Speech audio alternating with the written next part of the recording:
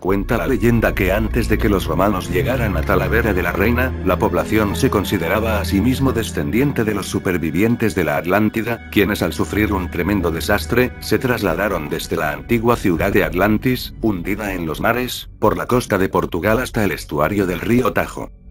Desde allí penetraron por el río Tajo hasta fundar la ciudad de Acuís. Los atlantes trazaron una red de túneles por toda la villa. En ellos ocultaron sus tesoros y antiquísimas placas de metal a aricalco en el que narraban su historia.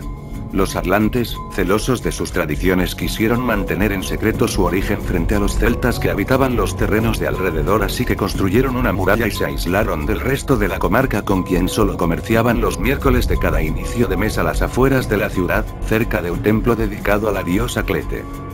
Lo cierto es que la desgracia de los atlantes no había aún acabado cuando, debido a un terrible terremoto, el río Tajo cambió de curso deslizando su cauce más al sur, con lo cual gran parte de la ciudad quedó sumergida.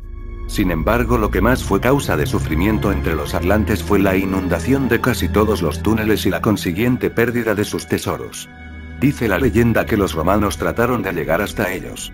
Otros dicen que cuando los romanos intentaron construir el puente sobre el río toparon con varias de esas galerías, lo que hacía que los pilares se hundiesen y por esa causa tuvieron que desviar el río hacia la izquierda. Otra prueba de la existencia de estos corredores bajo el río es que a su paso por la ciudad, el Tajo fluye del mar hacia el interior, y aunque parezca una sinrazón, ello es debido a las corrientes internas que hacen del Tajo en Talavera un elemento misterioso y a veces terrorífico. En el año 1940, una vez terminada la guerra civil, un grupo de artificieros del ejército se personó en una casa de la Ronda del Camillo para verificar un túnel en el que durante la guerra civil, los habitantes del barrio se habían refugiado de los bombardeos republicanos. Cuando los militares salieron, muchos de ellos horrorizados de lo que habían visto, comunicaron al Ministerio de la Guerra su secreto y procedieron a sellar el bloque de piedra que daba acceso a los túneles. En 1959 dos jóvenes nietas de la dueña de la casa, consiguieron retirar la losa y se adentraron en las profundidades del túnel. Una de ellas, narra aún hoy día cómo la falta de oxígeno y el fuerte viento pueden causar el desmayo de alguien que se adentra en el túnel. A medida que seguían hacia el interior, la humedad y las alimañas acuáticas que viven en los charcos hacen que un hedor asqueroso lo envuelva todo. De cualquier manera, las dos hermanas siguieron hacia adelante.